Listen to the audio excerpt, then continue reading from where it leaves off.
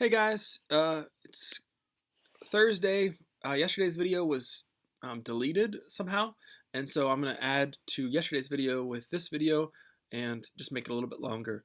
I want to go over Act 4, the whole thing, its entirety. What happens in Act 4? Let's talk about it.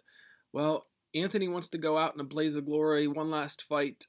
He doesn't have very much hope for this battle, but he thinks he'll take a lot of guys with him as he goes for his last hurrah. And he's also betrayed by his closest friend, Enobarbus, has left him and has gone to the side of Octavius, and he hears about it, and he's heartbroken. And when Antony finds out about Enobarbus, he doesn't get mad. He actually gives him back his gold. He sends all of his treasure back with him, and he feels bad himself. He says that he's the one who's caused Enobarbus's betrayal because he's made this good man a traitor because he couldn't follow Antony any longer. He's the one who's led to this good man's downfall.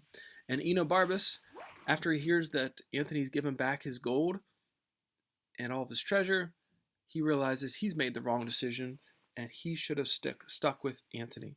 And so he goes off to a ditch somewhere and he kills himself. And feels like he's a bad guy for betraying his buddy Antony. So we see Enobarbus' death in Act 4. Antony wins, though. It's surprising, but he wins a battle by land, and he's celebrating that. And he has Octavius on the ropes, and he's like, "Man, we're almost gonna win. Let's fight again." But this time he makes another bad decision.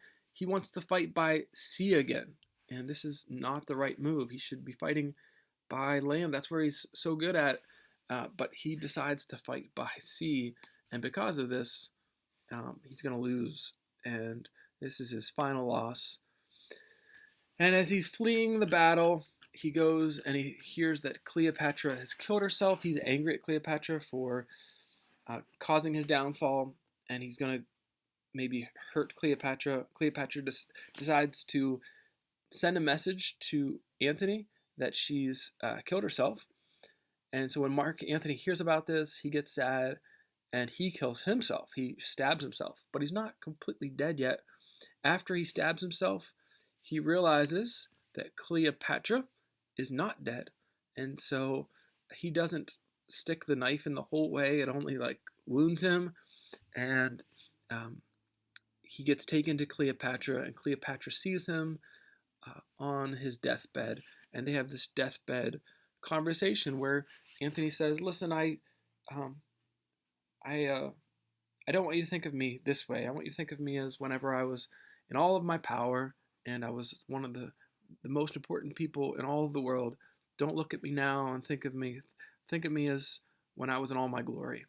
And then he dies. And Cleopatra doesn't know what to do. And that's what we're seeing in Act 5. What is her decision going to be? Should she make peace with Octavius? Should she take the same route as Antony? What should she do? How should she get out of this situation? So, Act 4, we see the death of Enobarbus, the death of Antony, and the final win for Octavius, who's now going to become the sole ruler in Rome and the whole world.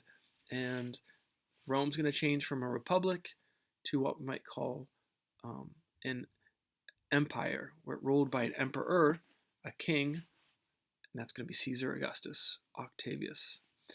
All right, have a good day, guys. I'll talk to you guys tomorrow on Zoom, and your narration is due on Friday of Acts 3 and 4. Just a few paragraphs telling me what's the general stuff that's happened in Acts 3 and 4. Summarize it. What'd you like best? There you go. See you guys.